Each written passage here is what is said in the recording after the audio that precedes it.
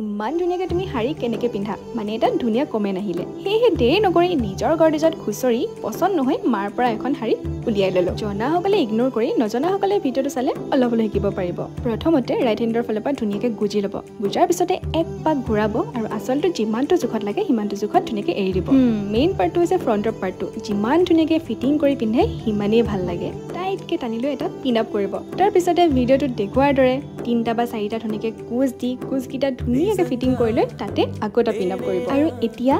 কিনো আৰু বাকী ৰৈ যোৱাখিনি ধুনীয়াকৈ কুচ দিব লাগিব আমাৰ সোঁ হাতৰ পৰা বাঁ হাতৰ ডাইৰেকশ্যনৰ ফালে কুচখিনি ধুনীয়াকৈ থাকিব তলৰ ফালে মিলাই ল'ব তাতে আকৌ এটা পিন আপ কৰিবলৈ নাপাহৰিব যিমানেই গাত খাপ খোৱাকৈ শাৰীখন ফিটিং কৰি পিন্ধে সিমানেই ধুনীয়া লাগে আৰু এতিয়া ধুনীয়াকৈ আঁচলখন জাপি লৈছোঁ ফ্ৰণ্টৰ ফালে কুচকেইটা ধুনীয়াকৈ মিলাই লৈছোঁ বেক চাইডৰ ফালেও ধুনীয়াকৈ ফিটিং কৰি এয়া মই ৰেডি হৈ গ'লোঁ আৰু শাৰী পিন্ধিটো মই বহুত বেছি ভাল পাওঁ লগতে ভিডিঅ'টো চাই কেনেকুৱা পালে কমেণ্ট কৰি জনাবলৈ নাপাহৰিব আজিলৈ আহিছোঁ বাই